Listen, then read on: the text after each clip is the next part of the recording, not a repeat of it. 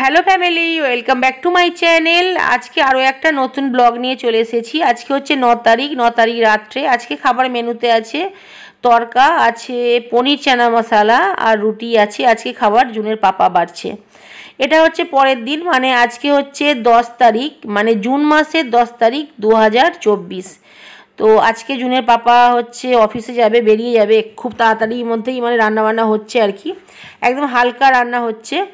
তো ওদিকে ভাতটা বসিয়ে দিয়েছি, ভাতটা হয়েই এসেছে। আর মাঝখানে যে কড়াটা দেখছো ওটাতে ডাল ফোড়ন দেব। এদিকে সবার প্রথমে বড়াটা ভেজে নেব। বড়াটা হচ্ছে ডালের বড়া, ডাল বেটে নিয়েছি, পেঁয়াজ, কাঁচা লঙ্কা আর নুন। এদিকে ওভেনে আমি মুগের ডাল সেদ্ধ করে নিয়েছি, কারণ ডালটা হচ্ছে মানে ডালের বড়া হবে আর এমনি ডালও হবে আর কি। তো ডালটা ওভেনে বসালে কি হয় গাইস, মানে আস্তে আস্তে ওটা সেদ্ধ হয়ে যায়। তো ভাতটা ডালটা আমি দু জায়গায় বসিয়ে দিই, যতটা গ্যাস কম খরচা হয় আর কি। আর ওভেনে না একটা ঝামেলা থাকে না, যেটা হচ্ছে যে মানে একদম আস্তে করে ওভেন মানে করে দিয়ে আর কি অনেক কাজ করা যায়।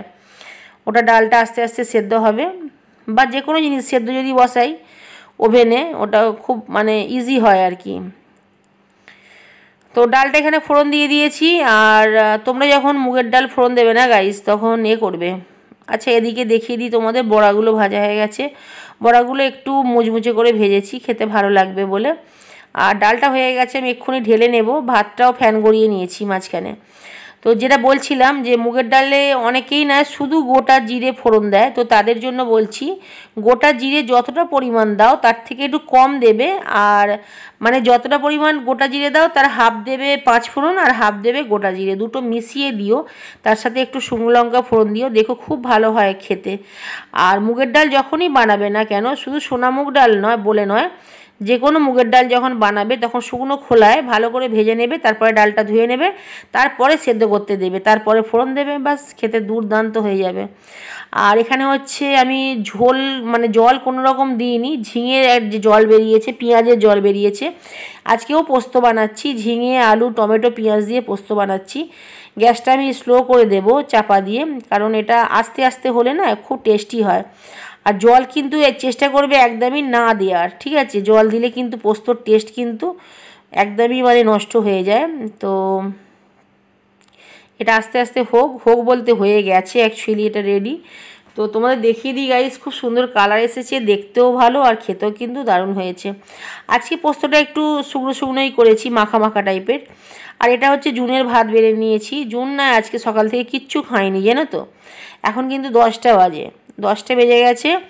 10টা জুনের পাপাকে বলেছিলাম যে কটায় আজকে মানে ভাত চাই আর কি, বলেছিল 10টার সময় আমরা ভাত চাই। তো এখনও ওর কোনো পাত্তা নেই, কারণ ও কোনো কাজের জন্য বেরিয়েছে বাইরে। তো ও এসে না মানে হাতে সময় কম থাকলে যেটা হয় আর কি, এসে কোনো রকম স্নান করে একটু মুখে ভাত দিয়েই বেরিয়ে পড়বে।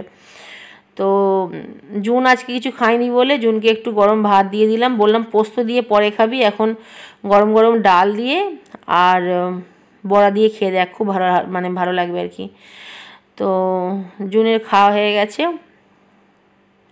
এটা জুনের পাপার জন্য ভাত বেড়েছি।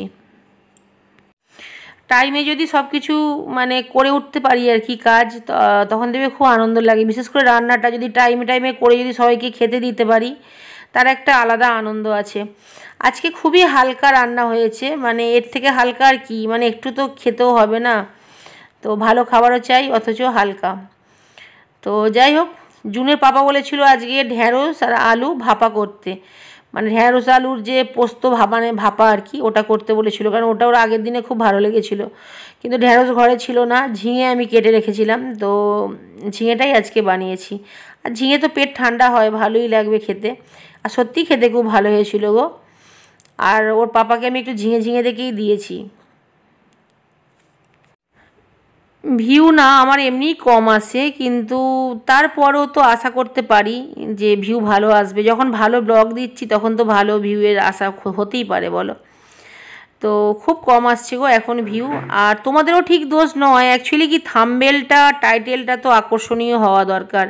আমি প্রত্যেক দিন চিন্তা করি কি থাম্বনেল দেব, কি মানে টাইটেল দেব, যেটা তোমরা যাতে ভিডিওটা খুলে দেখো, যাতে তোমাদের একটা আকর্ষণ আসে ভিডিওতে, এরকম ভাবি। কিন্তু সেই হিসাবে দিতে পারি না। মাঝে মাঝে ভাবি যে যেটা ভিডিওর মধ্যে নেই সেই ব্যাপারেই কিছু হয়তো আমি টাইটেল দেব, তারপরে যখন তোমরা ভিডিওটা খুলে দেখবে যখন দেখবে যে যেটা টাইটেল দিয়েছি তার সাথে ভিডিওর কোনো মিল নেই, তখন তো তোমাদের রাগ হবে বলো। ওই জন্য না আমি সেইভাবে দিই না ঝট করে।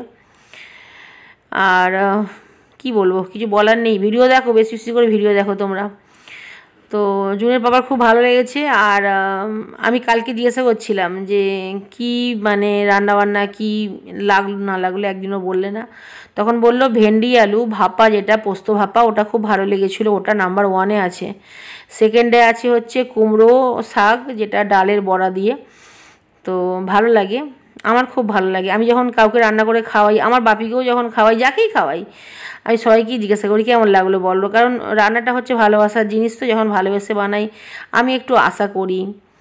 তো যাই হোক, জুনের মনটা খুব খারাপ, যেহেতু ওর পাপা বেরিয়ে যাচ্ছে অফিসে। আর শুভম আর জুন নিচে ছেড়ে আসবে, আমি আর নিচে আজকে নামবো না।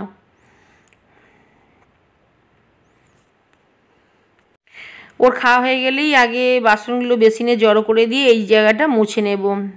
আর আজকে মিস্ত্রি আসবে, প্রচুর কাজ, এই কদিন প্রচুর কাজ। ভাবছি দুদিন আর ভিডিও বানাবো না, কারণ অনেক ভিডিও জমে আছে, সেগুলো এডিটও করতে হবে। আমাদের বাড়িতে এইরকম নিয়ম আছে জানো তো, কেউ যখন খাওয়া দাওয়া করে বাইরে বেরোবে আর কি, সে বেরোনোর আগে সেই জায়গাটা, এঁটো জায়গাটা যেন মুছে নেওয়া হয়, আর এঁটো বাসনগুলো যেন জড়ো করা হয়। এটা হচ্ছে খুব শুভ। আর যদি এগুলো কেউ না মানে, সেটা কিন্তু যে বেরোচ্ছে তার জন্য খারাপ। গ্যাসও বুক করতে হবে। তো যাই হোক, চলো গাইস, আজকের মতো বাই, চলে আসবো নতুন ব্লগ নিয়ে। থ্যাঙ্কস ফর ওয়াচিং, সবাই খুব ভালো থেকো।